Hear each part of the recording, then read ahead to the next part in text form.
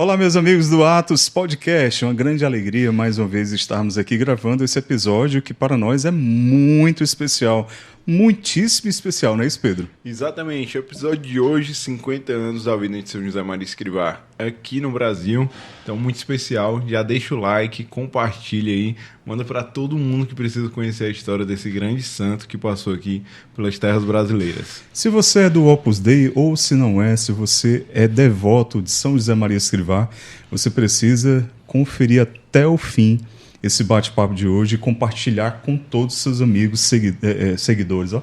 Se você tiver seguidores, manda para eles também. Mas, enfim, para todos os seus grupos de WhatsApp, porque hoje o Atos recebe aqui em seu estúdio o Padre Barreto. Padre Barreto, seja bem-vindo, viu? Obrigado por sua presença, viu? Muito obrigado, Neto. Sou eu que agradeço o convite de você, além disso, um convite reiterado. Peço desculpas por não ter atendido a primeira vez. Que é isso, mas, padre. Enfim, você não tem que pedir desculpa. Então, né, todos aqui estão vibrando com esse podcast, né? Tão esperado, Padre Pedro Barreto Celestino. Gente, Padre Barreto é um dos sacerdotes do Opus Dei que teve contato direto, conheceu São José Maria Escrivá, Pedro. Pedro, e outra coisinha que eu soube agora há pouco. Padre Barreto é cearense. É cearense.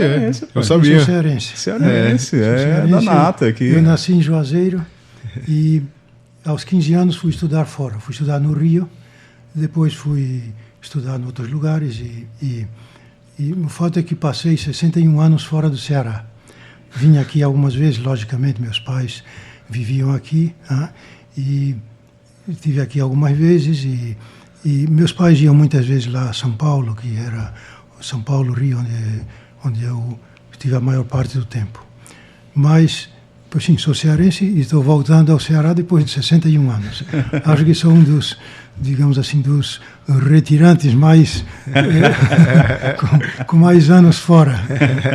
Tá certo, foi uma alegria saber que o senhor é cearense. Sim. E do Cariri, uma terra maravilhosa, né? Exato. Mas, padre, nós vamos conversar aqui regado a esse bom café, cheirinho bom, né? Essa palavrinha bom, padre, remete a Minas Gerais, né? Exatamente. Então é um café de Minas Gerais, cheirinho bom, é o nosso parceiro aqui do Atos Podcast e a gente vai apreciar esse café e você também é convidado a conhecer, né? O cheirinho bom que fica onde, Pedro? Lá no Lago Jacareí, hein? Tem outros cheirinhos bons, mas bom mesmo é a do Lago Jacareí, que você fala lá com o nosso amigo César Scófano.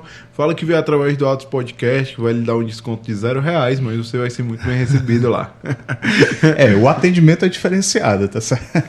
E você ajuda a cheirinho bom e também ajuda o Atos Podcast, tá certo? Também. Padre Barreto, uma alegria grande, como eu falei, né?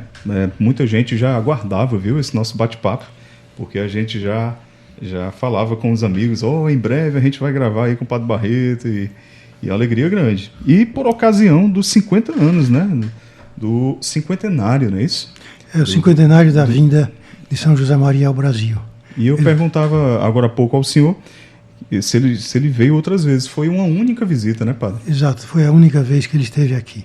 Esteve aqui no ano 74, chegou no dia 22 de maio e esteve até o dia 7 de junho.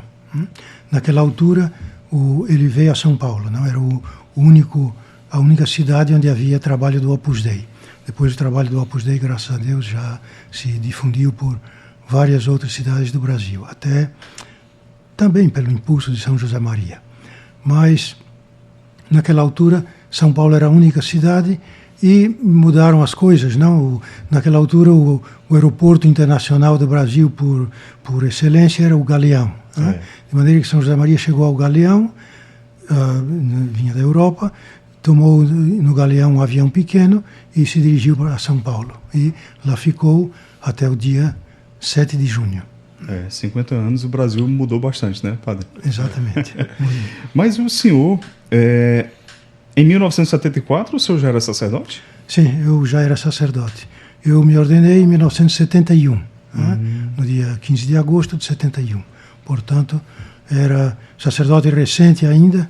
São José Maria, eu tinha convivido com ele em Roma e eu coincidi com ele alguma vez mais, mas São José Maria, que, claro, lembrava de mim, porque ele tinha uma ótima memória, além disso queria muito bem as pessoas, de maneira que entre o carinho e a memória ele lembrava. Ele não me tinha visto ainda como sacerdote. Eu, claro que sim, que me lembrava bem dele. De maneira que ele foi a primeira vez assim que me viu como já ordenado. Viu a dois sacerdotes na altura, dois sacerdotes brasileiros, Sim. que éramos o padre Katushi Sasano. O padre Katushi está no Japão há 48 anos. Mas ele é natural brasileiro. do Japão? É brasileiro? Não, é brasileiro. É brasileiro, estudou, é economista, estudou na USP, em São Paulo, e depois do falecimento de São José Maria, o sucessor de São José Maria, o bem-aventurado Álvaro de Portillo, escreveu uma carta muito carinhosa ao padre Katushi, dizendo que o Katushi queria lhe pedir uma coisa, enfim, um pedido assim bem paterno, bem com muita confiança, não? Pediu ao padre Katushi, dizia, olha, no Japão há uma grande necessidade de que haja sacerdotes japoneses, e os primeiros vão ser ordenados um pouco mais adiante, de maneira que ele queria lhe pedir queria pedir uma coisa, pois vá para o Japão, passe uns anos no Japão. Ele era descendente? Era descendente de japoneses. Ele é Nisei. Entendi. Vá para o Japão e esteja lá, 2, 3, 4 anos, enquanto não se ordenam esses japoneses. Entretanto, se você quiser, nas férias, nos cursos de férias, vem aqui, e assim você depois está no Brasil. O padre Katushi foi para lá. E até hoje? Não, e veio aqui, 2 vezes. 2 vezes. Mas o povo se ordenou lá. Não, ele se ordenou aqui. Não, o povo lá se ordenou. Sim. Mas ele ficou, ele foi ficando. Ele ajudou, exato. Mas isso é uma coisa bonita, não? Digamos, uma mostra essas coisas. Dedicação, né? Essas coisas comoviam muito a São José Maria. Ele já não estava aqui na Terra, mas do céu terá visto isso. E o sucessor dele, que era um homem muito, enfim, muito coração, muito humano e muito ligado a São José Maria, muito sintonizado, com certeza que calibrou e que deu a esse fato, pois o valor que tem de disponibilidade, não foi para lá, pois esteve lá todos esses anos, veio uma vez aqui para um curso de férias, ultimamente veio porque os sobrinhos netos disseram, bom, ou conhecemos agora, ou então it's now or never, não? Ou conhecemos agora ou já não conheceremos. De maneira que veio e nada, continua lá e por lá ficará. Padre, Entendi. como é que começa a sua história se entrelaçar com o Opus Dei? Pode continuar. Pois bem, eu conheci o Opus Dei no ano 62. No ano 62.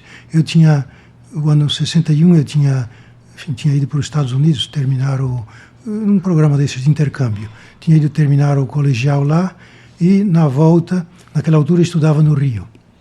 Na volta no aeroporto encontrei meu pai estava me esperando, e meu pai me disse, olha, eu gostaria que você fosse para São Paulo, porque seus irmãos estão indo já para São Paulo, e, enfim, eu acho que vamos fazer um pouco, juntar todo mundo por lá, fica mais simples, na verdade. E pronto, eu concordei na hora, não. E, de fato, fomos para São Paulo, e em São Paulo estávamos procurando um lugar onde eu poderia ficar. Um dos meus irmãos estudava num colégio lá, que é o Colégio Arquidiocesano. Um colégio bom, onde eu sei que... um colégio bom em São Paulo. Estudava lá e conhecia lá um sacerdote da obra, que era o Rafael Llano Cifuentes, que depois foi ordenado bispo e foi bispo de Nova Friburgo. O então padre Rafael, naquela altura, era diretor espiritual lá do colégio, não ia com uma certa frequência lá, atendia os alunos que quisessem, não tinham direção espiritual com ele, confessavam, e de maneira que meu irmão sabia que havia em São Paulo um centro, uma residência universitária do Pacaembu. E teve a ideia, falou para meu pai, bom, pois quem sabe pode ser uma coisa interessante essa residência universitária do Pacaembu. E de fato, fomos lá, eu cheguei lá, enfim, ainda me lembro, não faz tantos anos, mas me lembro. E gostei do lugar, não? Me pareceu um lugar simpático, organizado, limpo, enfim, familiar. E Meu pai e eu estivemos falando lá com o diretor do centro e ele nos explicou que infelizmente não havia vagas, não todas as vagas estavam ocupadas, de maneira que eu não pude ficar lá. Mas foi o primeiro contato que eu tive com o Opus Dei. Fiquei morando lá num apartamento de uns amigos do meu pai, o apartamento estava vazio lá, e depois fiquei sabendo, numa dessas idas ao arquidiocesano visitar meu irmão, o Dom Rafael, na altura o Padre Rafael, me perguntou: bom, mas onde você mora? E eu lhe disse: olha, moro na Rua Tupi. Ele disse: bom, mas a Rua Tupi é aqui perto da Gabriel dos Santos. Ambas eram uma travessa da Avenida Pacaembu, de maneira que estávamos a 2 quarteirões de distância. Então eu comecei a ir por lá, ia estudar por lá, e assim fui conhecendo mais o Opus Dei. Foi meu contato, isso a partir de agosto de 62. Maravilha. Mas em 62 o senhor tinha algum contato com a igreja? Ou como sim, era? Tinha. Já tinha foi criado no ambiente católico? Exatamente. Meus pais eram católicos, praticantes, iam à missa todos os domingos, confessavam com frequência. Minha mãe era sempre que podia, de missa diária. Minhas tias também, não, as empregadas enfim, uma delas mais concretamente, passou 40 anos lá com meus pais, era também de missa diária, enfim, de maneira que eu cresci num ambiente, graças a Deus, católico. Certo. E quando me pus em contato com o Opus Dei, enfim, não me surpreendeu aquilo, não, gostei da ideia, do pouco que fui sabendo, não. Mais para frente me convidaram para, enfim, me perguntaram se não queria ter direção espiritual. Eu nunca tinha tido. Comecei a ter direção espiritual com o Padre Rafael, o então Padre Rafael Llano. Padre Rafael Cifuentes, não como as pessoas mais chamam, o último sobrenome.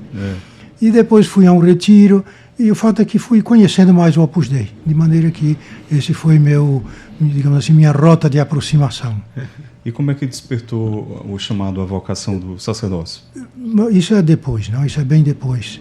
Eu, digamos assim, conheci o Opus Dei e, como eu dizia, não, foi em agosto de 1962.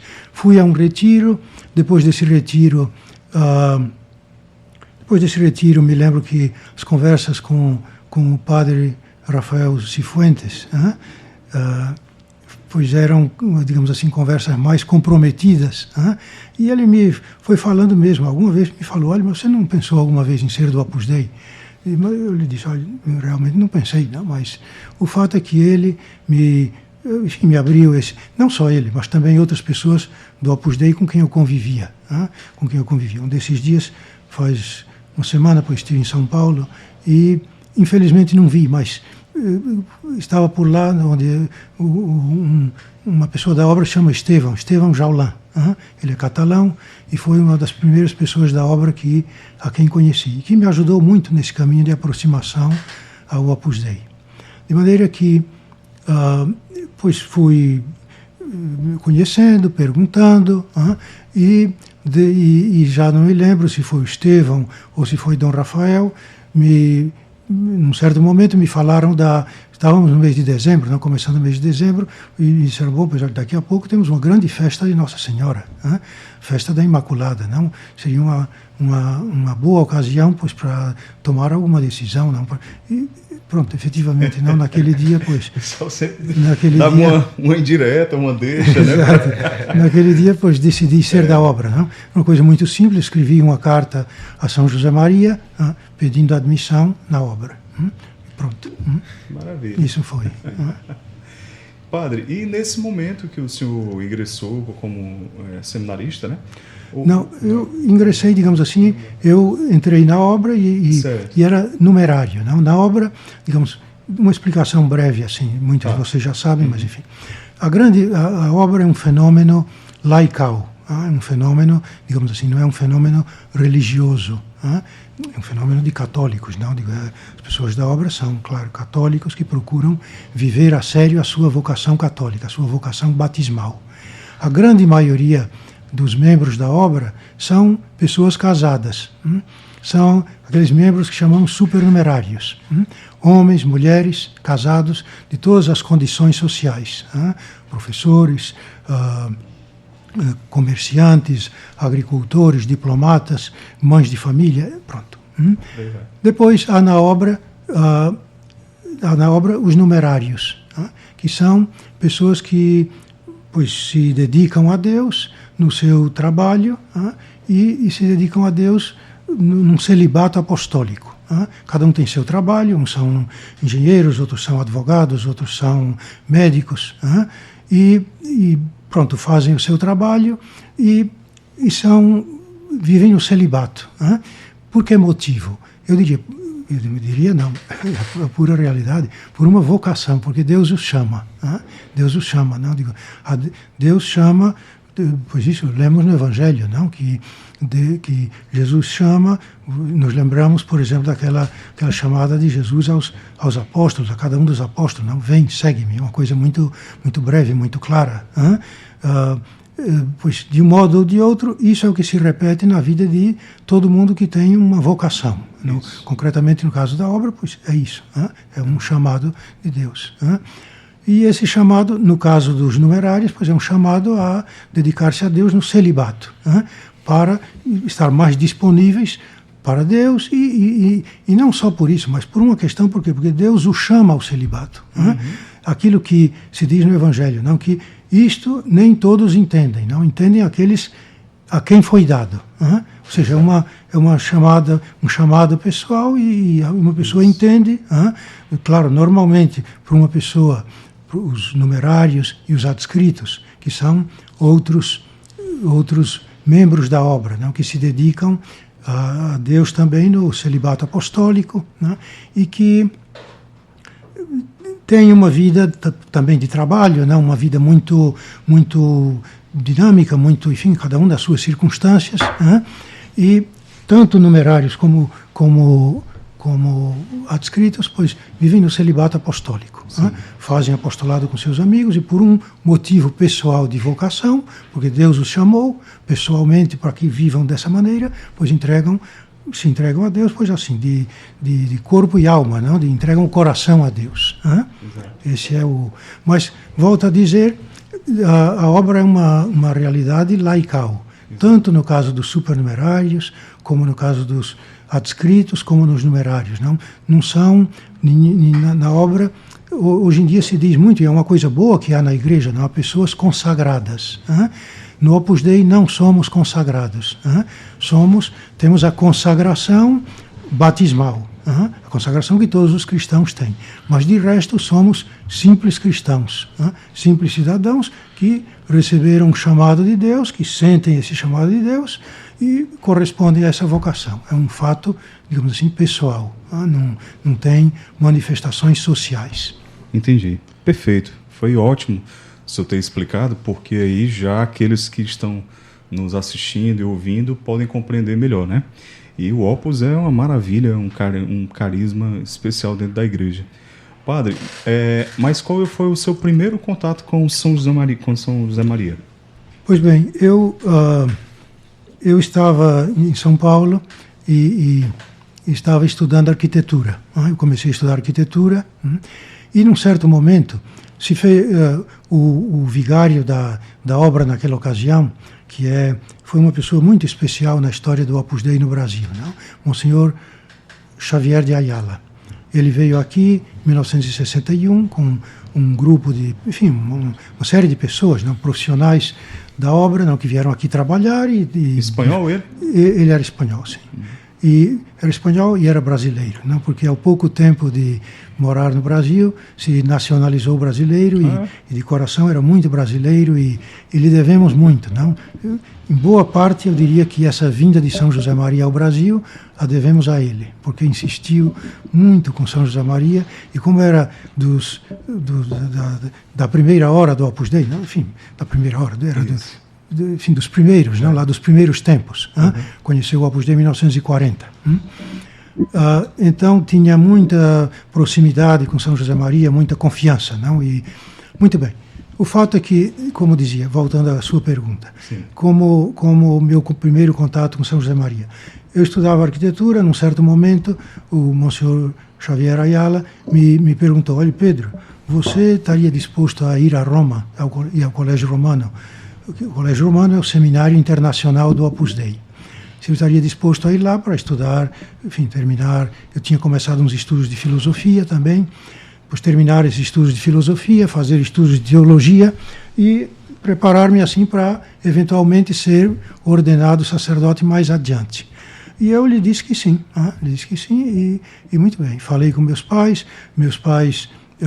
enfim, lhes devo muitíssimo, né? Meus pais eram pessoas, enfim, de grande categoria. Meu pai insistiu um pouco que eu terminasse o curso, que fosse depois, mas eu lhe expliquei, enfim, a conveniência neste caso, não, era o comecinho da obra, não havia ninguém mais. Hoje em dia já não se faz assim. Naquela época não houve mais remédio que fazê-lo. Naquela época e depois também um pouco, não, mas os primeiros tempos. Então, mas seus pais sempre lhe apoiaram, né? Sempre me apoiaram e concordaram, e, enfim, eu lhes devo muitíssimo. E de maneira que então fui e cheguei a Roma, me lembro que foi no dia... Foi 8 de dezembro do ano... Perdão, 8 de agosto do ano 65. E pensei que naquele dia ia conhecer a São José Maria. Mas, claro, agosto em Roma é um mês tórrido, não? Digo, não? O calor do Rio... Quente, né? O calor do Rio fichinha. Exato, ao lado do calor de Roma é fichinha. O calor de Fortaleza é uma brisa. É uma primavera, é uma frescaragem. O calor de Roma é insuportável. De maneira que São José Maria, o mês de agosto, normalmente passava fora de Roma trabalhando. Eu me lembro, ele brincava muito, dizia, escrever. E então, muitas vezes passava boa parte desses verões fora de Roma, na Inglaterra, no norte da Itália, na Suíça, em algum lugarejo tranquilo, e lá pois caminhava, fazia, enfim, lhe convinha caminhar, não, e fazer um pouco de movimento, mover-se. De maneira que fazia isso, descansava, escrevia, trabalhava. A vida de São José Maria foi sempre de muito trabalho. Bom, de maneira que eu, que tinha tanto interesse e tanto desejo de conhecê-lo, tive que adiar. Fui para um local lá onde os alunos do Colégio Romano passávamos o verão, e estivemos lá até outubro, até o dia 18 de outubro. Me lembro porque 18 de outubro é São Lucas, não é que eu saiba o santoral de memória, nem muito menos, não sei, 3 ou 4, e esses dias um pouco especiais, claro que me lembro. E no dia de São Lucas voltamos para Roma e depois do almoço tivemos uma reunião, uma tertúlia com São José Maria, e os que tínhamos chegado ao Colégio Romano naquele ano, que éramos de diversos países, não, dos Estados Unidos, da Inglaterra, da Irlanda, da França, da Alemanha, do Brasil, da Argentina, do Peru, do México, enfim, o Colégio Romano é muito internacional. E então os que chegamos naqueles dias fomos passando para cumprimentá-lo. Beijei a mão de São José Maria, ele me perguntou de onde era, eu lhe disse que era do Brasil, e ele me disse uma frase que depois já ouvi muitas vezes, não? Disse: o Brasil é um continente. Essa expressão já, digamos assim, nela vai um pouquinho embutida uma coisa que quando São José Maria esteve aqui se espraiou muito, não? Que era, digamos, o muito que ele esperava do Brasil, não?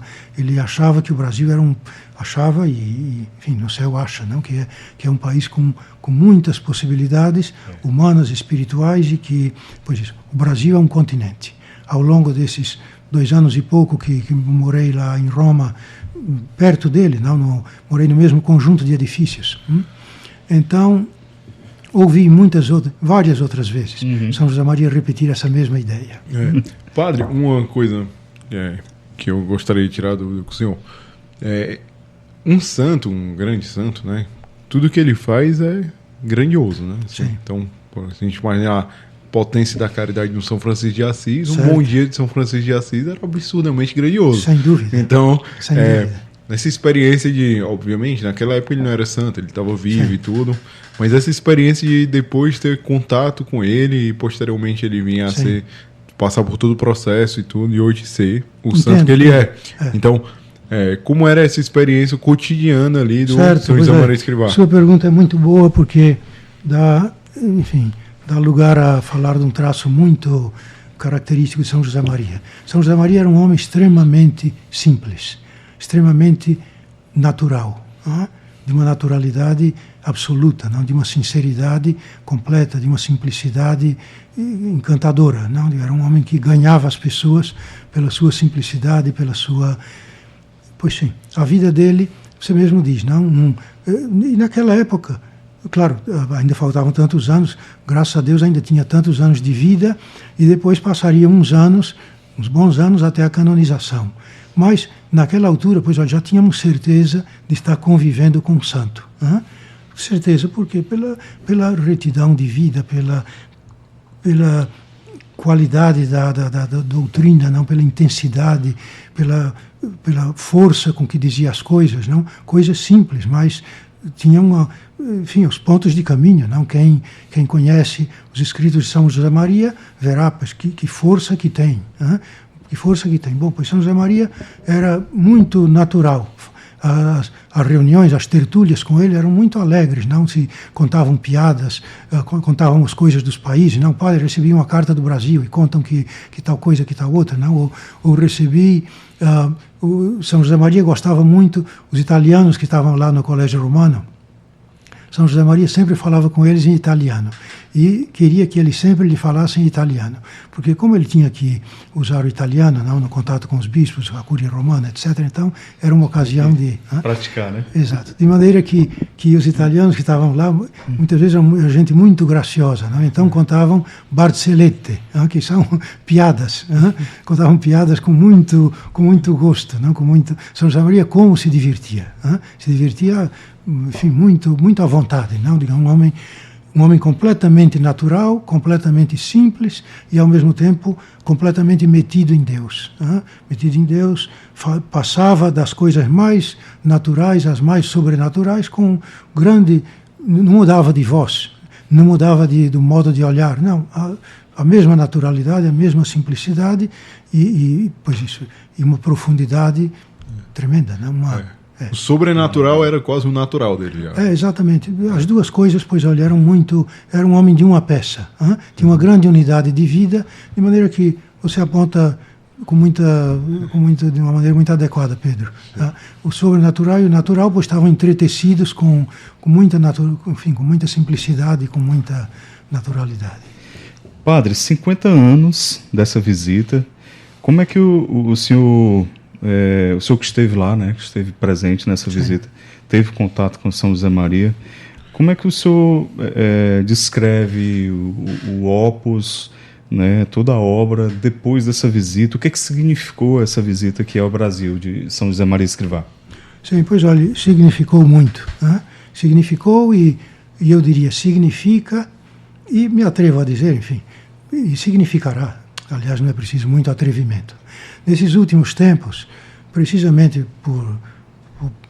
por isso, pelo cinquentenário que estamos celebrando, tive ocasião de reler as palavras de São José Maria, que, graças a Deus e graças ao que dizia, não, essa presença de espírito e esse sentido histórico que tinham Monsenhor Xavier de Ayala e aquelas outras pessoas que trabalhavam com ele.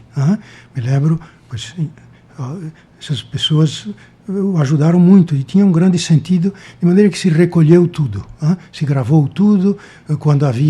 Quando São José Maria não queria que se gravasse nem que se filmasse, não, olha, estamos em família, não vamos fazer, mas muito bem, se falou com o bem-aventurado Álvaro, que era, pois sim, autorizava essas coisas, e olha, gravem à vontade.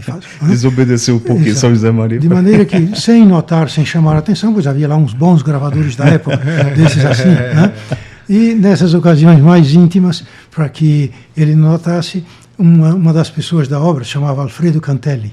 Alfredo usava um gravador pequeno, esses gravadores que usam os espiões, não? Sim. Um gravador suíço que chama Nagra. Era difícil naquela época, né? Exatamente. Pois tinha lá um Nagra bem escondido, de maneira que, com toda a naturalidade, acho que o microfone estava na abotoadura. De maneira que, graças a Deus, ficamos com todas, eu diria que quase tudo que São José Maria disse aqui nas tertúlias, nas reuniões, tudo está gravado, não? E mesmo nas conversas íntimas, assim, nas conversas depois do almoço, não? Pois se gravou tudo, não? Há muita coisa gravada, de maneira que é verdadeiramente um tesouro. E nesse ponto aí o jeitinho brasileiro foi bom, né? Como? Nesse ponto o jeitinho brasileiro foi bom. Muito, não foi muito exatamente, né? Foi muito adequado, não, né? E nessa ocasião, pois, no meio de tudo isso, São José Maria se referiu muitas vezes ao Brasil. Foi uma coisa que me chamou a atenção, não? Ele chegou ao Brasil no dia 22 de maio. No dia 23 de maio, São José Maria já tinha feito, com os breves contatos que teve, não? Porque ele veio, desceu num avião da Ibéria, entrou num avião da VASP, a antiga VASP, e os contatos que teve foram, por um lado, digamos assim, com esses comissários da Ibéria, alguns deles brasileiros, que vieram se despedir, vieram ao outro avião, bandeirantes da VASP, vieram despedir-se. E aí teve contato com a tripulação, os dois, o piloto e o copiloto, que eram brasileiros da VASP. E teve contato também com alguma pessoa da diplomacia, enfim, que foi até o avião, né? Um dos amigos do Alfredo Cantelli, e de maneira que teve um certo contato com os brasileiros. Esses escassos contatos já ajudaram São José Maria a fazer uma leitura do país, não? No dia seguinte, já com as pessoas da obra, enfim, o fato é que São José Maria tinha, no dia 23 de maio, já tinha, digamos assim, tinha feito uma leitura, pois tinha lido o código de barras, digamos assim, o Carry Code do Brasil, pois já o tinha decifrado. E eu tinha muito... Claro, São José Maria conhecia o Brasil por cultura geral, por cultura. Não era alheio à realidade. Não era alheio. Tinha um grande gosto pela história. E, além disso, presidia uma entidade internacional, na verdade, tinha contato com os diretores do Opus Dei nos diversos países, e, portanto, no Brasil não também. Parou de paraquedas aqui. Exatamente. E quais foram as impressões assim que ele transmitiu sobre o Brasil para vocês? Pois, olha, São José Maria entendeu que o Brasil era um país muito, muito especial.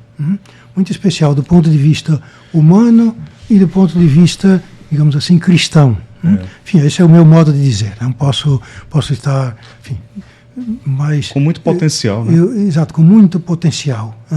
Ele entendia que, claro, que no Brasil convergiram uma série de circunstâncias muito oportunas, que deram, pois, nessa mistura de raças, e no fato de que no Brasil, pois, há uma grande facilidade, as pessoas de diversas procedências, na verdade. Aqui no Ceará, pois, temos, digamos assim, uma grande homogeneidade. No Ceará, no Nordeste em geral, uma grande homogeneidade, hoje em dia já menos, porque as pessoas viajam muito, não? No Piauí há gaúchos, não? Em todos os lugares, pois há, enfim. Mas o fato é que mais para o sul do Brasil, de Minas para baixo, não, em São Paulo, não digamos, São Paulo muito concretamente, e no sul do Brasil, há uma convivência de pessoas de diversas procedências, na verdade. Em São Paulo há muitos italianos, milhões de pessoas descendem de italianos. A maior colônia japonesa fora do Japão. A maior colônia japonesa fora do Japão, exato, é a do Brasil, depois acho que é a do México, mas a do Brasil ganha com muita diferença. De maneira que São José Maria viu isso, não? Pessoas de diversas procedências, da Europa, do leste da Europa, da Itália, da Espanha, de Portugal, logicamente, não? O grande contingente de brasileiros a maioria portugueses, de origem portuguesa. E viu que, claro, que tudo isso tinha dado origem a uma coisa que realmente não há noutros lugares. Noutros lugares, digamos. Ou por quê? Porque, por exemplo, nos Estados Unidos, os americanos dizem que os Estados Unidos são um melting pot, ou seja, uma caçarola de misturas. Eu diria, essa expressão realmente, pois olha, tem mais direito a ela o Brasil. num certo sentido, porque nos Estados Unidos há, sim, sem dúvida, há pessoas de muitíssimas de todas as procedências havidas e por haver, e além disso numa quantidade muitíssimo maior, porque a imigração para os Estados Unidos foi muito, muito mais ampla, mas os grupos nacionais ou se mantêm juntos, ou há casamentos entre europeus de diversas nacionalidades, mas, digamos, não há assim uma mistura de raças, uma mistura como há no Brasil.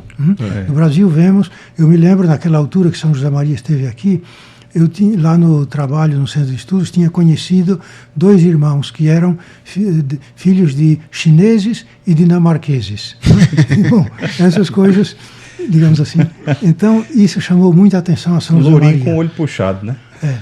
Tudo isso chamou muito a atenção a São José Maria, né? O fato de que aqui havia convivência de todas essas pessoas, de que, pois olha, futebol as pessoas jogam com a maior naturalidade, gente de todas as raças, de todas as procedências, que as pessoas se tratam com grande proximidade, que não há, enfim, que não há, pois olha, que não há racismo, não há racismo, não, digo, isso podemos dizer, não, digo, é uma ideia que ultimamente há pessoas um pouco interessadas em dizer que não, que há, mas, enfim, vamos dizer, para uma pessoa que enfim, há pessoas que viajaram muito, que conhecem diversos lugares do mundo, eu não conheço poucos, mas dos que eu conheci, no Brasil, digamos, é completamente único. Não? Na Europa não há esse ambiente que há aqui. Nos Estados Unidos não há esse ambiente, essa proximidade, esse convívio completamente natural. Familiaridade, né? Não proximidade familiar. De pessoas. Isso encantou a São José Maria. Ele ficou deslumbrado com isso. E também vale lembrar, eu acho, também um pouco do retrato histórico, que São José Maria, ele vem de uma guerra, né? Ele passa pela guerra, passa por uma série de circunstâncias que reforçam ainda mais essa visão, né? De separação, de tudo, né? Sim, sem dúvida. São José Maria teve que, pois sim, a vida de São José Maria foi uma vida intensa de trabalho e, além disso, teve que, como o Pedro diz, teve que sofrer. Em primeiro lugar, a Guerra Civil Espanhola, foi uma coisa tremenda, não me detenho aqui porque isso nos levaria longe. Mas São José Maria sofreu muito, não? Esteve a ponto de ser morto e, enfim, 3 anos e meio se escondendo. E depois a Segunda Guerra Mundial, na qual pois, havia uma grande falta de tudo, de maneira que foram anos duros. Muito bem, São José Maria via tudo isso e, claro, viu aqui a liberdade que havia, a liberdade, os espaços, a luz, digamos, tudo isso encantou. Eu tenho aqui, trazia porque o Neto, outro dia estávamos conversando e falávamos disso, não? Desse aspecto, esse encantamento, esse deslumbramento de São José Maria com o Brasil, não? Padre, me permita, antes do senhor continuar, nós queremos só fazer... Desculpe. Não, que é isso. Queremos fazer referência aqui ao nosso grande parceiro, que é a imobiliária Mota da Costa. Então, se você quer alugar, se você quer adquirir, colocar à venda ou fazer o seu investimento imobiliário, a Mota da Costa tem todo o know-how e a solução para você fazer esse investimento com segurança. Procura aqui a Mota da Costa e você será muito bem atendido e assessorado, tá bom? Clica aqui no link que está na descrição ou aqui o QR Code que está na tela, tá bom? Grande abraço aí ao nosso amigo Rodrigo Costa. Pronto, padre, vamos continuar. Pois bem, essa impressão de São José Maria, enfim, vinha disso, não? De perceber o que... perceber o alcance que esse fato, o fato de que aqui convivem pessoas de diversas procedências, que convivem com toda naturalidade, e que há, por trás dessas pessoas, enfim, a grande maioria dessas pessoas são cristãos, são católicos. Então, São José Maria dizia, bom, pois isso pode ter um grande impacto na vida, não na vida da igreja e na vida do mundo, na vida da igreja e na vida do mundo. Essa convicção, não? Digo, essa convicção de que isso não era uma coisa simplesmente humana, sei lá, a simpatia do povo brasileiro, enfim, essas características que muito bem, que são conhecidas do povo brasileiro, mas que São José Maria via mais longe. Via, bom, isso interessa muito para Deus. Para Deus isso interessa muito, pelo humano e pelo sobrenatural. Perfeito, perfeito. E aí, durante esses dias da visita dele, ele nos discursos que ele fazia, nas conversas, ele ia soltando essas impressões que ele tinha, né? Sim, ia falando para vocês. Sim, Neto, é verdade. E tudo ficou ali registrado, né? E eu queria, digamos assim, essas palavras, eu as trouxe porque, claro, ditas, digamos assim, ditas por ele, enfim, lendo as palavras dele, tem mais força. Não é só descrever o amor que ele tinha, mas, enfim, perceberemos. São José Maria, além disso, falava muito bem, falava muito bem, gostava muito de literatura desde cedo, leu muito, e de maneira que eu diria que era um grande poeta. Entre outras coisas, poeta não, porque vocês já verão porquê, não? Por exemplo, diz essa frase dos primeiros dias aqui, acho que do dia 23 ou do dia 24. Dizia: o Brasil, a primeira coisa que vi foi uma mãe grande, formosa, fecunda, terna, que abre os braços a todos, sem distinção de línguas, de raças, de nações, e a todos chama filhos. Grande coisa o Brasil. Depois vi que vocês se tratam de uma maneira fraterna e me emocionei. Ou seja, essa percepção. De gente de todas as... Enfim, o Brasil, uma mãe fecunda, uma mãe que acolhe a todos. E que, isso chamou a atenção dele. Muito, né? Chamou poderosamente a atenção. Eu tenho aqui outra frase dele, que é um diálogo, aliás, um diálogo interessante, porque foi um diálogo com o Dr. José Geraldo Rodrigues Alckmin. O Dr. José Geraldo Alckmin foi, enfim, era um grande homem, não? Foi o primeiro membro do Opus Dei no Brasil. Foi o primeiro membro do Opus Dei no Brasil. Era supernumerário. Supernumerário, tinha casado, tinha filhos, convivi com os filhos dele. E convivi com ele também. Muitas ocasiões estive com ele, uma pessoa muito simples e um homem de grande valor. Era juiz, depois foi nomeado ministro do Supremo, um homem de grande aprumo. É pai do atual vice-presidente? Não, é tio dele. Bom, e num encontro que tiveram, o Dr. Alckmin perguntou a São José Maria, diz: que impressões está tendo do Brasil, padre? E São José Maria respondeu: esta terra bendita tem um atrativo enorme. Isto, o Brasil, é uma grande parte do trabalho de Deus com as criaturas. É muito sério isso, não? Digo, essas frases são, ou seja, isto, o Brasil, é uma grande parte do trabalho de Deus com as criaturas. Ou seja, o trabalho de Deus, a criação, o que Deus espera, enfim, boa parte, pois está aqui, é o Brasil. Vou ler para não estragar a fluência da frase de São José Maria. Diz: esta terra bendita tem um atrativo enorme. Estou me queixando com Nosso Senhor, porque não me trouxe antes. Você me entende? Tá vendo? Podia ter conhecido antes essa terra, né? O que dizia antes, não? O natural e o sobrenatural. Pois estou me queixando com Nosso Senhor porque não me trouxe antes. E perguntava ao Dr. Alckmin: você entende? E o Dr. Alckmin respondia: entendo, padre. Não exagere, padre. Simpaticamente, não? E São José Maria corrigia: não diga que eu exagero, não. Não exagero. Isto, o Brasil, é uma grande parte do trabalho de Deus com as criaturas. Aqui o Senhor quer fazer grandes coisas. Quer fazer coisas grandes. Já as está fazendo. E espero toda a ajuda da vossa oração e do vosso carinho. Ao ouvir isso, o Dr. Alckmin disse: sim, padre, toda a ajuda da nossa oração. Deus o abençoe, padre. Bom, pois era assim. Como se vê, pois esperava muito, não? Tinha muito carinho. O encantou, o entusiasmou ver esses traços, não? Eu diria Vamos ver. Eu tinha aqui outras palavras. Mais alguma dele. frase? Enquanto o senhor procura, quero também deixar aqui o nosso agradecimento a outro grande parceiro aqui do Atos Podcast, que é o Barnes Burger. Barnes Burger aí com suas lojas, né, espalhadas pela cidade, com aquele sanduíche, Pedro, maravilhoso, né? Exatamente. Pedro, tu tem um preferido? É difícil escolher, né, cara? Chipotle Burger, é o melhor. Mas além dos hambúrgueres, né, você também tem as entradas, que você pode receber seus amigos em casa, pedir as entradinhas que o nosso diretor adora e... Projeto aí, XXG. Tá no projeto.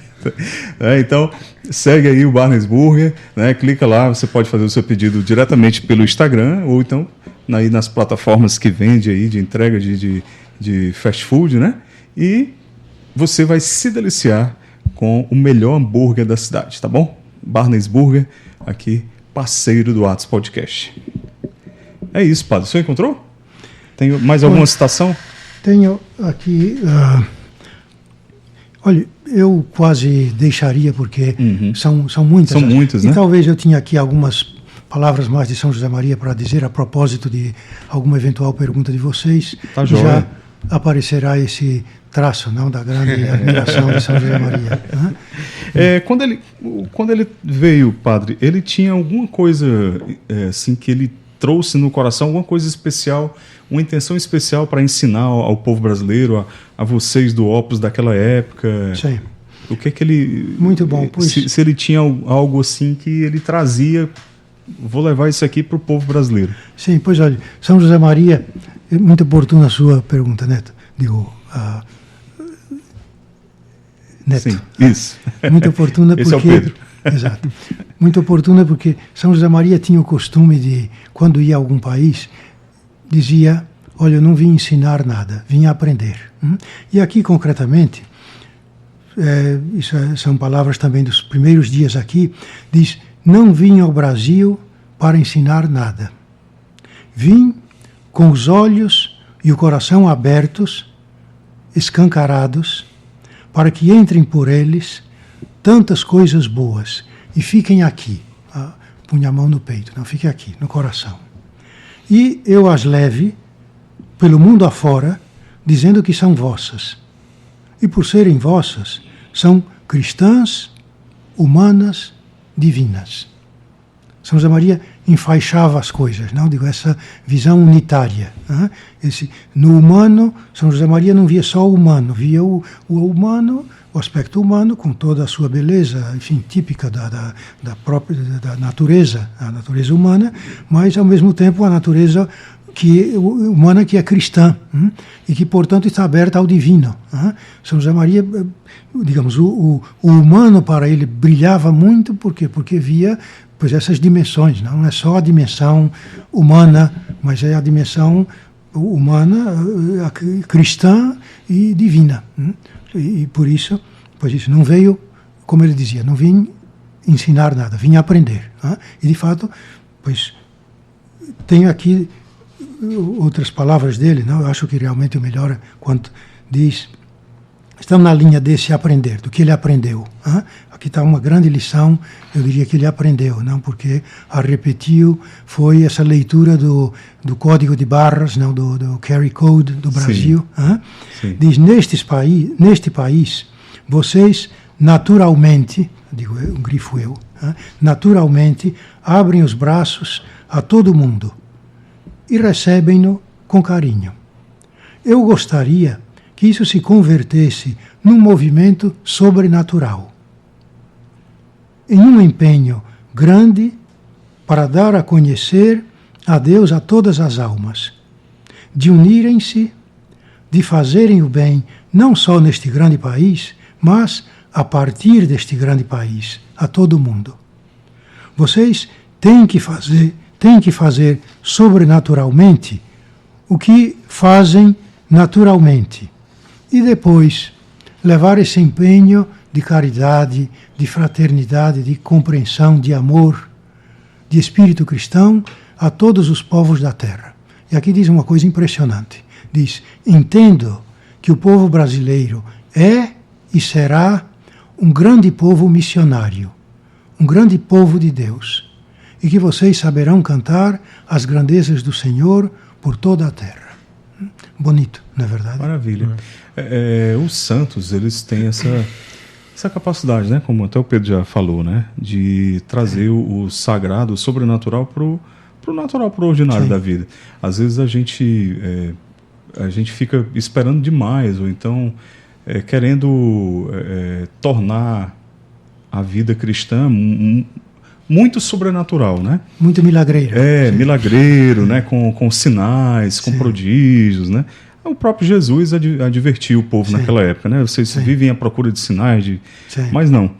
E às vezes a gente esquece que é o ordinário da vida que faz isso, né? Exatamente. E aí, até pelas palavras de São José Maria... Isso era o contínuo era de São simples, José Maria. né? Na o Opus simplicidade. Dei é isso, é santificar o ordinário, a santificação da vida ordinária. Por isso, não é de admirar essa admiração de São José Maria, precisamente vendo esses dois planos, não é verdade? Vendo o plano natural e dizendo, bom, isso que vocês fazem aqui com tanta naturalidade, isso sobrenaturalizado, isso vale ouro, vale muitíssimo, não? Ele então, viu esse o que vocês potencial, têm que fazer é sobrenaturalizar o que vocês já fazem naturalmente. Verdade. Né? Isso é um aspecto muito... se você não meditar muito, assim, você não consegue captar da vida dos santos, né? Tanto que o pessoal comete muito erro de colocar São Francisco, por exemplo, como ecologista, né? Que gostava dos animais. Não é que ele só gostava dos animais, é que ele transcendia a experiência de observar um animal. Exato. Então ele via ali a própria criação de Deus ali, compreendia captava todo o mistério. Então é muito além de ver um passarinho e falar com um passarinho, entendeu? A galera acha que o São Francisco é o precursor do Greenpeace. Não é, ele transcendia. Então é tipo, você parar... Os santos veem com, digamos assim, com uma luz grande, não é? Que é a luz dos dons do Espírito Santo. Na verdade, o dom de ciência, o dom de entendimento. Então captam, digamos, um animal não é um simples animal, mas é algo que... E o homem, não digamos, não, o homem tem uma finalidade, tem uma expressão, exato, né, da o homem criação, vai chegar, o homem é imagem e semelhança de Deus. Então o homem diz muito. O homem, a criatura humana, diz muito. Não, um santo... Sem dúvida. E um santo é absurdamente humano, né? Tem que ser muito humano ao ponto de captar... Isso São José Maria insistia constantemente, não? Se não somos muito humanos, não seremos divinos. Ou seja, seria uma desordem ser, digamos assim, muito sobrenatural e não ser natural. Seria uma desordem. Numa vida desse tipo, Deus não poderia estar. Ou seja, Deus está numa vida ordenada, onde o sobrenatural se constrói sobre o natural. Exato. Agora, padre, São José Maria se admirou com o Brasil, a sua grandeza, né? Sim. Em termos de natureza, de extensão territorial, o povo. Sim. Mas certamente ele também deve ter percebido ali algumas distorções, né? Aqui no sem Brasil. Dúvida, sem dúvida. Ele manifestou alguma coisa nesse sentido? Sem dúvida. São José Maria, lógico, percebia todas as coisas e lia todas as coisas. E claro, seria um erro tremendo pensar que São José Maria viu o Brasil com os olhos de deslumbramento romântico, e que só viu coisas boas e que ficou encantado. Não, São José Maria percebeu com muita clareza que claro, que havia muitas coisas para corrigir. Distorções, problemas, digamos, históricos que não se tinham resolvido, problemas devido a... Pois isso, enfim, como em tantos lugares, não? Devido a que quem tinha que fazer não fez, quem tinha que fazer se omitiu, e por causa disso foram ficando uma série de problemas, de situações injustas, na verdade, de maneira que a visão de São José Maria não foi uma visão de, pois isso, cor-de-rosa, não, foi uma visão entusiástica, uma visão entusiasmada, uma visão maravilhada, mas ao mesmo tempo uma visão que enxerga as dificuldades, não? Que enxerga as dificuldades. Eu tenho, em algum lugar, tem umas palavras suas que falam disso. Diz aqui, por exemplo, concretamente referindo-se a nós, não? Dizia, no Brasil, nós os católicos, veja que coisa bonita, e dá gosto ver que tantos católicos estão fazendo isso. No Brasil, nós os católicos temos muito o que fazer, porque se vê gente necessitada das coisas mais elementares. de instrução religiosa, há tantos por batizar, e também de elementos de cultura comuns. São José Maria dizia, temos que promovê-los de tal maneira que não fique ninguém sem trabalho. Ninguém sem trabalho. Que não exista um ancião que se preocupe por estar mal assistido. Que nenhum doente se veja abandonado. Que não haja ninguém com fome e sede de justiça e não possa saciá-la. É como eu dizia antes, não? São José Maria era poeta. Não? Todas essas frases não foram, digamos assim, ditas e depois corrigidas não, é que falava assim. Literais. Literais, não falava e se podia transcrever. Não? Ou seja, e como vemos, não são bonitas, enfim, fala dessas necessidades materiais e termina dizendo que não haja ninguém com fome e sede de justiça. Alude, portanto, às obras as obras de misericórdia materiais e as espirituais, não é verdade? Alguém com fome e sede de justiça que não possa saciá-la. Exatamente. Então, claro que São José Maria reparou nessas coisas, não? E disse, isso depende dos católicos, de que trabalhemos, de que sejamos. Não seria bom católico aquele que rezasse, que tivesse hábitos de piedade, mas depois se esquecesse ou passasse ao largo de quem tem essas dificuldades. Não, temos que fazer o papel do bom samaritano, não do levita, nem do sacerdote aludido por Jesus, na verdade, não, mas ao contrário, do bom samaritano que pensa, que desce, ou que talvez diga, bom, vamos ver, o que é que se pode fazer por essas pessoas? E então, pensando, juntando-se com outras pessoas, uma atitude, né? Vão chegando. Exatamente. Agora, padre, como foi, duas perguntas em uma, né? Essa visita para o Padre Barreto, né? O que transformou na sua vida? E para o Opus, né? Quais frutos renderam 50 anos aí após essa grande visita? Para mim, digamos assim, foram os dias que, claro, durante a época que estive no Colégio Romano, tinha a oportunidade de ver São José Maria frequentemente, não? Muitas vezes, todos os dias. Todos os dias tínhamos alguma reunião, alguma tertúlia com ele. Não? Eram reuniões muito simpáticas, muito carinho, enfim, muito à vontade. Não? Ninguém preparava nada, não. Fazíamos perguntas, contávamos coisas, cantávamos, contávamos anedotas, notícias, enfim. Bom, todo esse convívio, logicamente, foi muito... Agora, esses dias no Brasil, esses 17 dias, foram muito especiais, porque foram dias nos quais, enfim, foi ouvir o nosso padre, não? Eu chamo nosso padre. Ouvir a São José Maria falando, pois isso, deste país, do que esperava deste país, falando de que temos que ser apostólicos, que temos que levar o falar de Deus a muitas pessoas, não? Ele brincava com as palavras, não? Dizia com imprudência e vocês lembrarão de Caminha, não? Em Caminha ele fala de santa imprudência. Então, joga com prudência e com imprudência. Algumas vezes dizia, quanto mais imprudentes, melhor. Vocês não temos por que ser prudentes, não? Dizia ele, a prudência é virtude dos velhos. E para isso, pois já estamos aqui... no sentido de ousadia, né? Exato. Dizia, já estamos aqui, e apontava para o vigário, para o conciliário. O vigário eu não. Exato. Então não, São José Maria nos queria assim, pois, atirados, proativos, apostólicos, vendo ocasiões de falar de Deus, e se não há ocasiões de falar de Deus, pois vai criá-las, logicamente com naturalidade, sem fazer coisas estranhas. Mas digo, um estudante que convive com seus colegas, claro, seria estranho que não falasse de Deus, na verdade. Uma pessoa que trabalha com outra, enfim, no escritório, pois lógico, mais dia, menos dia, pois lhe fala de Deus. Até o outro pergunta, falando, o que acontece? Você está sempre alegre, o vejo sempre bem disposto, qual é o seu segredo? Pois é verdade, eu tenho um segredo.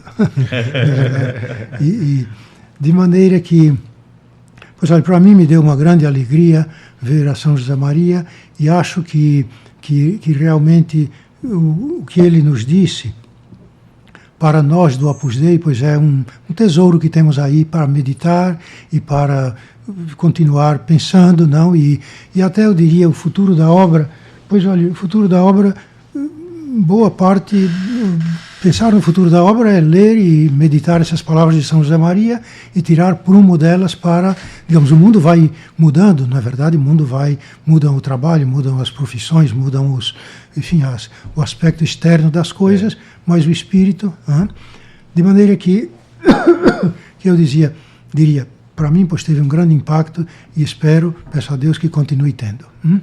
Maravilha. E acho que chegará a ter na vida. Você dizia também na vida da obra, não? Da obra aqui no Brasil. Na vida da obra, pois olha, a partir daí, não diria não só certamente também pela ação de São José Maria, pela oração dele, por alguma sugestão dele, mas também pelo amadurecimento que a obra ia já tendo e com o impulso que São José Maria deu e falou tanto que tínhamos que trabalhar no Brasil e a partir do Brasil.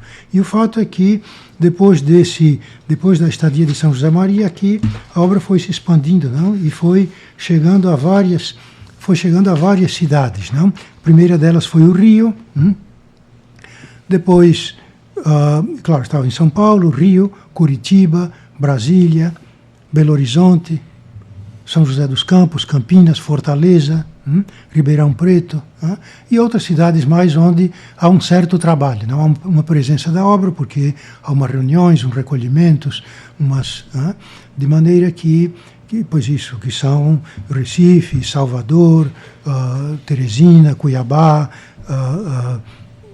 Belém, enfim, Manaus, outras cidades mais. Maravilha. E há trabalho já em Florianópolis também, não? Ia me esquecendo. E em muitas cidades do interior de São Paulo, do interior do Rio, há muito trabalho, graças a Deus. Perto de Belo Horizonte também, muitas dessas cidades há uma presença do trabalho do Opus Dei ali. Joia. E São José Maria teve na Basílica de Aparecida também, não foi? Esteve em Aparecida, sim. Esteve em Aparecida. Fez uma romaria Aparecida, ou seja, fez uma coisa que é um costume no Opus Dei, um costume que surgiu em 1935. Uma pessoa da obra tinha feito, um estudante da obra, estudante de arquitetura, tinha feito uma promessa à Nossa Senhora, eu já não me lembro o que era, uma coisa de tipo acadêmico.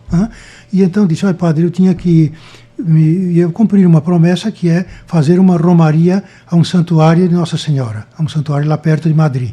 E São José Maria disse, bom, vou com você. E fez. E São José Maria entendeu, que naquela ocasião entendeu que realmente essa romaria pois podia ser digamos assim, um costume, uma prática de piedade do Opus Dei. E assim ficou. De maneira que, quando ele esteve no Brasil, aproveitou e fez uma romaria, queria fazer uma visita a uma igreja de Nossa Senhora, e o vigário da obra, Monsenhor Xavier de Ayala, lhe sugeriu que fosse a Aparecida. Aparecida está a 200 e tantos quilômetros de São Paulo, na verdade, de maneira que foram de helicóptero, e foi uma ida pois, muito impressionante, uma coisa muito... Pois uns dias tivemos uma missa lá em São Paulo, lembrando esses 50 anos. Não? Eu estava lá nessa missa, tive a sorte de estar lá, lembrei, foi lá na Basílica Histórica que ele fez. Na antiga, né? Na antiga, exato. E a missa foi na Basílica Nova, logicamente, pelo número de pessoas, etc. Sim. Padre, e aí a obra depois compilou tudo isso, né? Esses relatos e tudo. Sim. E também tem os livros, né? São José Maria, né? Escrivá escreve, né? Exato. Escrivá escreve. Temos aqui os mais famosos aí, né, Padre? Quem nunca apanhou lendo alguma frase de um livro desse é porque está vivendo errado. Especialmente a trilogia aí, né? O Forja, Sulco e Caminho, né? Exato. Esses São José Maria tinha um grande jeito para resumir em poucas palavras um pensamento espiritual. Bem objetivo, né? O Papa São João Paulo II, na homilia da canonização, alude precisamente a isso. Diz lá na homilia da canonização que diz o novo santo tinha um grande dom de resumir em poucas palavras, etc. Bom, pois esses... Francisco Foz aprendeu direitinho, né? Só que o Francisco Foz pega um negócio gigante e diminui um capítulo. Então São José Maria escreveu muitos pensamentos, não? Que foram compilados em Caminho. Primeiro numa edição enfim, inicial de Caminho, que se chamava Considerações Espirituais, e depois propriamente em Caminho. Os outros livros, Sulco e Forja, são livros póstumos. São livros póstumos. Mas, claro, o material que tinha deixado São José Maria. E muito material mais que há, que eventualmente se farão outros livros, enfim, o prelado atual enfim, já irá dizendo, na verdade. E de maneira que está essa trilogia, como o Neto bem aludia, na verdade, essa trilogia bem conhecida. E depois há outros livros de São José Maria, não, por exemplo, Amigos de Deus. Agora, padre, só um parênteses, bem rapidinho. O Caminho, Sulco e o Forja, como é que o senhor recomenda absorver o conteúdo que tem nele? Porque não é um livro para ler, né? Não são livros de leitura, são livros de meditação. Eu diria, exatamente, sua pergunta é bem oportuna, porque dá lugar a falar de uma coisa muito central no ensinamento de São José Maria. Isso tem uma ordem, né? Ou não? Não necessariamente. Não, eu diria, a ordem pode ser, uma pessoa abre caminho e diz, o que é que eu estou precisando? Pois estou precisando digamos assim, de ordem. Meu problema é desordem. Então vou lá ao capítulo da ordem e encontro uns bons conselhos e um ou outro puxão de orelhas que me ajudam a... Você tem que pensar, onde é que eu quero apanhar hoje? De maneira que, são livros de cabeceira, né? Para você estar ali consultando. Eu diria, são livros de cabeceira e de cadeira. De cadeira na verdade, são livros de meditação. Isso é o que propriamente são. Livros de meditação. Em Caminho, há um capítulo que se chama Oração. Em Sulco também, outro capítulo sobre oração. E eu diria que São José Maria se distingue por essa grande capacidade, é um grande mestre de oração. Foi um grande mestre, ensinou muita gente a fazer oração. Eu diria, sem exagerar, muitos milhões de pessoas aprenderam a fazer oração com São José Maria. Por quê? Porque São José Maria explicou como é simples fazer oração. Por exemplo, lá no ponto 91 de Caminho, diz assim: escreveste-me, orar é falar com Deus. Mas de quê? De quê? Dele e de ti. Alegrias, tristezas, êxitos e fracassos, ambições nobres, preocupações diárias, fraquezas, e ações de graças e pedidos, e amor e desagravo. Em 2 palavras, conhecê-lo e conhecer-te, ganhar intimidade. Então a oração é isso, é conhecer a Deus, mas não um Deus que está lá nas alturas e a quem é preciso dirigir-se com sermões, sei lá, com palavras grandiloquentes, não, oh meu Deus, Criador de todas as coisas. Bom, podemos dizer isso no credo, não? Sim. Mas falando assim, fazendo a nossa oração, falamos com a Deus de tu a tu, de você a você. Mais informal. Mas completamente informal. Uma amizade, né? Completamente informal, exato. Fraquezas, né? Em 2 palavras, conhecê-lo e conhecer-te. Ganhar intimidade. Diz, orar é falar com Deus, de quê? Dele e de ti, alegrias, tristezas, êxitos e fracassos, ambições nobres. É como digo, ensinou muita gente a fazer oração, porque uma pessoa lê isso e então, puxa vida, a pessoa diz, bom, eu já tinha começado a fazer. E se isso que eu comecei a fazer então vou. E então, sim, se espraia e outros não sabiam e começam por aí. Começam por aí. E o fato é que São José Maria, pois, simplifica muito a oração. Quer ver? No ponto anterior diz, ponto 90 de Caminho, não sabes orar? Põe-te na presença de Deus e logo que começares a dizer, Senhor, não sei fazer oração, podes ter certeza de que começaste a fazê-la. Tá certo? Então é isso, entende? Mais simples que... Mais simples não pode ser. Muito e ao legal mesmo que ele tempo, brinca com as palavras, né?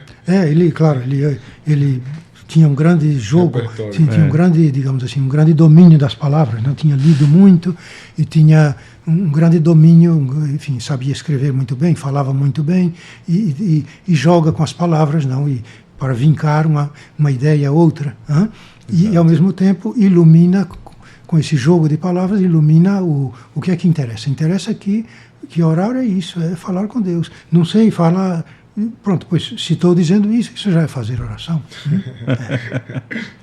Muito bom, muito bom. E aí o senhor ia falando, né? Amigos de Deus. Amigos de Deus, é Cristo que passa. São homilias, né? São homilias. Amigos de Deus são homilias sobre as virtudes. É Cristo que passa, que não trouxe aqui. São homilias sobre os tempos litúrgicos, as festas litúrgicas, a Quaresma, o Advento, a Páscoa, a festa da Ressurreição, a vinda do Espírito Santo. E aí temos outro livro que se chama Em Diálogo com o Senhor. São meditações de São José Maria. As homilias estão muito trabalhadas. São José Maria as viu, as reviu, corrigiu, ele era muito cuidadoso, não? Se nota que é um texto muito cuidado. Em Diálogo com o Senhor são meditações, portanto é um modo de, digamos assim, é uma linguagem mais fluida, muito correta, muito bonita, muito bem construída, mas se nota mais coloquial. Era a linguagem das meditações, as práticas de piedade que ele dava, não? Ajudava a fazer meditação, a fazer oração, por exemplo, num retiro, ou num dia de recolhimento, ou num dia de uma festa litúrgica. Portanto, e claro, como esse livro, eu penso que dezenas de outros livros podem vir à tona, porque há uma quantidade imponente de meditações recolhidas, não, de gravações, portanto, quando esse material se trabalhe, imagino que poderemos ter muitíssimos outros livros de São José Maria. São José Maria, ele é um santo moderno, né? Já assim, sim, então, já há vídeos dele, dá para assistir vídeos dele. Certo, graças a Deus. Exatamente. Graças a Deus. Quando é que foi a canonização de São José Maria Escrivá e quem canonizou? Pois olha, foi no dia 6 de outubro do ano 2002 e foi canonizado pelo Papa São João Paulo II. Exatamente. São João Paulo II conhecia o Opus Dei. O Opus Dei começou o trabalho na Polônia por culpa de São João Paulo II. Ele mesmo, né? Por culpa, por intervenção dele, não? Porque ele pediu que se começasse o trabalho lá. E então começou. Começou o trabalho lá. Ele, claro, esteve lá na Polônia já com o trabalho da obra em andamento e sempre teve muito, claro, conhecia São José Maria, conhecia os livros de São José Maria, conhecia o Opus Dei, conhecia muito o prelado anterior, o bem-aventurado Álvaro del Portillo. Era, eu diria, muito amigo. O Papa, me atrevo a dizer, não é uma afirmação minha, mas acho que que é verdadeira, não. O Papa necessita ter amigos. O Papa necessita ter pessoas, digamos assim, com quem falar, com quem trocar ideias, a quem pedir conselho. O Papa é o Papa, não é verdade? Mas o Papa vê certas coisas da Igreja, e o Papa terá alguns interlocutores válidos, não é verdade? Pessoas em quem tem muita confiança, em quem tem, eu diria, sem dúvida nenhuma, Dom Álvaro era um deles. Alguns conselheiros informais. Sim, aí, exato. Dom Álvaro até teve... Jesus quis ter amigo, né? Claro. Bem-aventurado Álvaro teve inúmeras vezes, não, almoçou com São João Paulo II muitas vezes, não, eu diria dezenas de vezes, não, almoçou porque ele o convidava.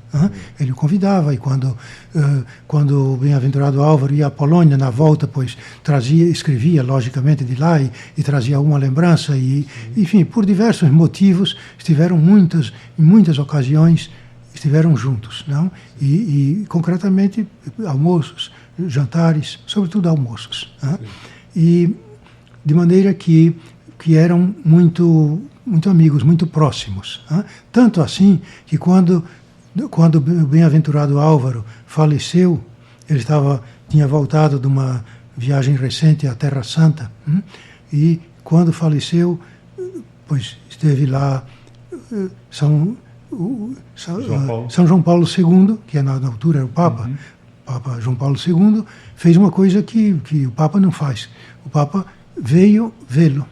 Ele estava, o corpo presente estava lá em Vila Tevere, a sede central do Opus Dei, estava lá diante do altar da Igreja Prelatícia, e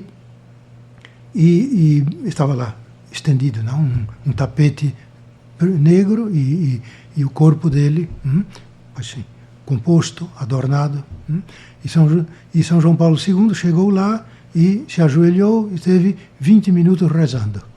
20 minutos. Tenho a impressão de que teve um pouco lembrando as coisas de que tinham falado e que tinham combinado, vamos dizer assim, não? Digo, coisas da igreja. Digo, claro, digamos assim, o grande tema do Papa, logicamente, é a igreja, não? E o grande tema do prelado do Opus Dei é a igreja. É a igreja. E a obra. A obra é uma partezinha da igreja. Mas, logicamente, é a igreja.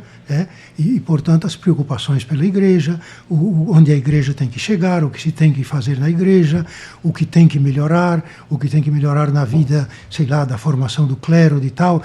Suponho que São João Paulo II teria conversado de muitas coisas dessas com o bem-aventurado Álvaro, não?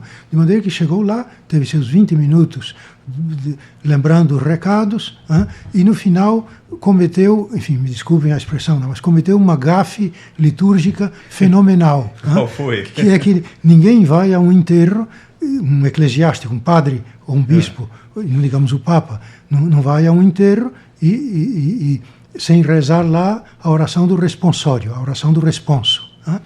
E São João Paulo II não rezou essa. Não, rezou uma Salve Rainha. Se levantou, estava lá o quadro de Nossa Senhora, rezou uma Salve Rainha. Então, digamos, é um grande detalhe de amizade, de proximidade. Proximidade que, graças a Deus, a obra tem com todos os papas. Não?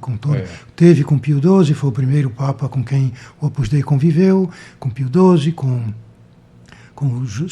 João XXIII, não, João XXIII teve em centros da obra na Espanha, e nas suas viagens como núncio, como núncio que era na França, e, enfim, o cardeal Roncalli. Depois, com São João Paulo I era amicíssimo, São João Paulo I, quando foi eleito, disse, olha, uma das minhas prioridades é dar uma solução definitiva à questão jurídica da obra. Na altura estava em estudo a ereção do Opus Dei em prelazia pessoal. E o cardeal de Veneza, São João Paulo I, o cardeal... Ai, meu Deus, me escapa o nome. Mas, enfim, o cardeal de Veneza, que foi eleito São João Paulo I, que foi eleito João Paulo I. Naqueles poucos dias... se encontrou um escrito dele dizendo que uma das suas prioridades era resolver essa questão, a questão jurídica da obra. Não? Claro, conhecia muito, era muito amigo do bem-aventurado Álvaro. O bem-aventurado Álvaro esteve em Veneza nos últimos tempos antes e ele esteve almoçando na sede do Opus Dei antes da sua eleição. O bem-aventurado Álvaro teve também no Concílio Vaticano II, né? Do Álvaro, pois, interveio muito no concílio. Teve uma grande intervenção, foi um homem... Temos que marcar um episódio sobre o bem-aventurado Álvaro. Só sobre ele depois. Padre, e qual para a gente já ir encerrando aqui o nosso bate-papo, qual é o legado que o senhor atribui a São José Maria Escrivá? Qual é o legado que ele deixou? Pois olha, eu diria que o grande legado de São José Maria à Igreja e à humanidade é precisamente o que Deus lhe deu a conhecer, não? Digamos, o caminho de santidade na vida ordinária, ou seja, o Opus Dei, a chamada universal à santidade. Ou seja, São José Maria, nesse aspecto, eu diria que é um santo estratégico na Igreja. Estratégico, por que motivo? Porque antes a santidade, quem eram santos? Não, vamos pensar de uma maneira, faz uns anos, não, de 50 anos para trás, ou de 20 anos para trás, quem eram santos? Eram bispos, eram padres, eram freiras, graças a Deus, agora temos São Carlos Acutis, na verdade, teremos daqui a pouco, não? E outros mais, graças a Deus há vários já. Há vários já, mesmo no Opus Dei, pois há a bem-aventurada Guadalupe Ortiz de Landázuri. Não? Era química, era investigadora química, trabalhou muito, fez muito apostolado, mas enfim, uma mulher profissional. Santa Diana, que era Santa Diana, exato. Bom, pois, tudo isso, São José Maria, nesse sentido, é estratégico, porque antes havia leigos santos, claro que havia, muitos, milhares, são desconhecidos, não, milhares, haverá milhares e milhares. Agora, não havia um caminho, digamos assim, o caminho da santidade não era muito um caminho para os leigos. Não. Quem queria mesmo ser santo ia ser padre, ia ser freira, ia ser religioso. São José Maria diz, não, para ser santo, pois não é preciso. Quem tem essa vocação, logicamente, segui-la. E, de fato, São José Maria aproximou muitas pessoas da vida religiosa. Muitos religiosos, eu me lembro, não sei se ainda é o abade de São Bento, mas ele diz, olha, eu devo a minha vocação ao Opus Dei. E me lembro de outros religiosos assim importantes no Brasil, não, que olha, a minha vocação eu devo ao Opus Dei. Por quê? Porque conheci o Opus Dei, melhorei a minha vida espiritual, entrei em contato com e pronto, e recebi a vocação. Agora, São José Maria, de repente, vem e diz que a vocação é para os pais de família, para as mães de família, para os lavradores, para os pescadores, para os agricultores, para os diplomatas, para os catedráticos, para todos chamados à santidade. Só para posicionar historicamente, para ficar mais claro também do chamado de São José Maria Escrivá, ele começou a falar isso em que ano? Olha, no ano 1928. Quando é o Concílio Vaticano II? O Concílio Vaticano II é em 1961, começa, na verdade, termina em 65. Portanto, se diz, muitos autores dizem, e muitos que escrevem sobre teologia, São José Maria é um precursor do Concílio Vaticano II, neste aspecto, sem dúvida, neste aspecto que é um aspecto central do Concílio Vaticano II, a pregação dele influenciou a chamada universal à santidade, a santidade para todos. Pois sim, sem dúvida, digamos assim, seria uma falha histórica monumental não fazer essa referência, na verdade, não fazer essa ilação. Portanto, muito bem, pois assim é. Perfeito. Padre, aí quem quiser conhecer mais sobre o Opus, sobre São José Maria, como é que faz? Bom, pois olha, eu diria o Pedro, que é especialista aqui enfim, na informática, né, já por ano, quem quiser, as pessoas que estão nessas cidades que eu dizia antes, não, se por acaso pessoas em São Paulo, no Rio, Curitiba, que não, lógico, nessas cidades já há trabalho da obra e mais provável que já conheçam diretamente. Mas se por acaso não conhecem, ou nessas cidades ou noutras cidades do Brasil, enfim, as pessoas que estão ouvindo esse podcast, podem entrar em contato com o site do Opus Dei, que é o www.opusdei.org.br. O diretor vai colocar aí na tela, viu? O diretor atendendo a pedido do padre, viu, padre? Vai pôr na tela. Colocar aí, você e quem queira, pois escreve para lá. Endereço aí. E já se dará o endereço, o telefone de alguém na cidade dele, ou o mais próximo.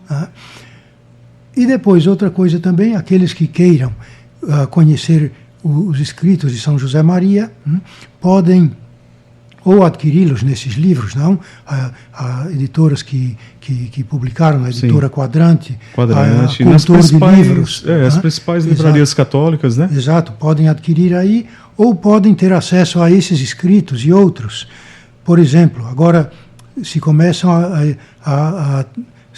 a publicar as cartas de São José Maria. Tudo isso enfim, isso dá lugar a muita coisa. Né? As cartas são muitas, são 40 e tantas cartas. Muito conteúdo, né? Cartas longas, de muito conteúdo, e claro, nenhuma delas está aqui. E como eu digo, são 40 e tantas, não? É muita coisa. E são de uma profundidade.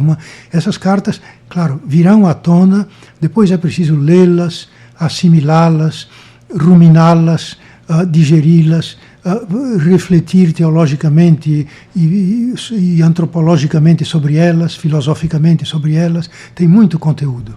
E então irá vindo à tona, digamos assim, toda a sua riqueza. Não? São muito... todos esses escritos, as cartas, de momento, não sei... Enfim, à medida que forem sendo traduzidas, irão sendo postas também nesse site, não? Que é o site escrivá.org. Nesse site certo. vocês encontram todos esses livros e outros mais que eu não trouxe aqui, a Via Sacra, o Santo Rosário, que são umas considerações sobre o terço, não? Rezar o terço não como alguém que contempla lá de longe, mas como alguém que contempla do lado de dentro, sendo um protagonista a mais. Show. Rapaz, eu só queria 10% da memória desse povo do Alpes, viu? Parece que quando os caras entram no Alpes, a memória aumenta 45%. Pois é, não, Os caras sabem decorado tudo, sabem as datas, sabem nome, é impressionante. olha, acho que... É pré-requisito para entrar no Alpes ter uma boa memória, não fazer um teste de memorização aqui, ver se você pode entrar. Olha, pois um dos meus pontos fracos é a memória. Estou perdendo a memória. Que conversa, padre. Mas nós queremos também agradecer o nosso parceiro Normatel. Normatel Home Center, tudo para você construir ou reformar. Acesse aqui o QR Code, você vai ter a localização das lojas, os contatos. Você pode fazer o pedido pelo WhatsApp, fazer o orçamento e também visitar uma das lojas da Normatel e ser muito bem atendido, tá bom? Normatel Home Center, tudo para você construir ou reformar. Padre, obrigado por sua presença, viu? A última Muito coisa. obrigado. Padre, Fale. eu queria saber do senhor qual a melhor orquestra pra gente ouvir. O melhor podcast? A orquestra sinfônica. É outra aula aí. É uma não, pergunta de irmão. outra ordem, mas eu diria, pois olha, as boas orquestras, talvez a melhor de todas, pelo brilho, pela sonoridade, a Filarmônica de Berlim. Ó. Depois, A gente pode começar de pelo Londres OSESP, também, né? irmão. De Londres depois também, irmão. Viena. Viena. Vamos começar aqui Amsterdã. pelo Brasil, pela OSESP. Sim, certo? Aí sem depois dúvida. a gente...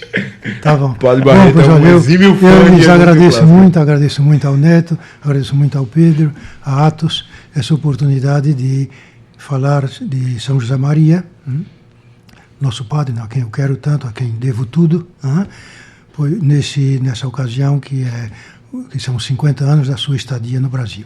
Espero que algumas pessoas, a partir de agora, pois, comecem a interessar-se mais por São José Maria, entrem no site do Opus Dei.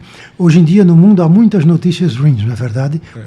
Nesse site, pois, há muitas notícias boas, de coisas boas da Igreja, coisas que as pessoas do Opus Dei, que os cristãos fazem no mundo inteiro. Pois entrem em contato com esse site, entrem em contato com o site dos inscritos, e vocês ficarão mais amigos de São José Maria, porque São José Maria fala assim, como dizia o Pedro, não são livros para ler, são livros para meditar, e portanto ele sugere, ele está ao nosso lado. Maravilha, maravilha. Gente, então, deixa o seu like aí, compartilha muito esse episódio e se inscreve no canal se você ainda não é inscrito, tá bom? Vamos receber agora, não sai daí ainda, vamos receber a bênção aqui do Padre Barreto. Por favor, Padre Barreto, para a gente encerrar com sua bênção. Posso ficar de pé? Para nós, pode, à vontade. Nossa, sua bênção para nós que estamos aqui e também para quem está acompanhando. Me pediram para dar a bênção, então dou a bênção ao trabalho de vocês e a todos os que estão assistindo esse programa e a família de todos. Que Deus nos abençoe, então. A bênção de Deus Todo-Poderoso, Pai, Filho e Espírito Santo, desça sobre vós e, como São José Maria costumava dizer, não, sobre o vosso trabalho, sobre as vossas alegrias, Amém. sobre as vossas famílias, em nome do Pai e do Filho e do Espírito Santo. Amém, amém. Obrigado, Padre. Foi vocês. Demais. Obrigado a você que esteve conosco até agora, não é isso, Pedro? Exatamente. Então, compartilhe bem muito, deixe seu like, se inscreve no canal. Tamo junto e até a próxima. Até.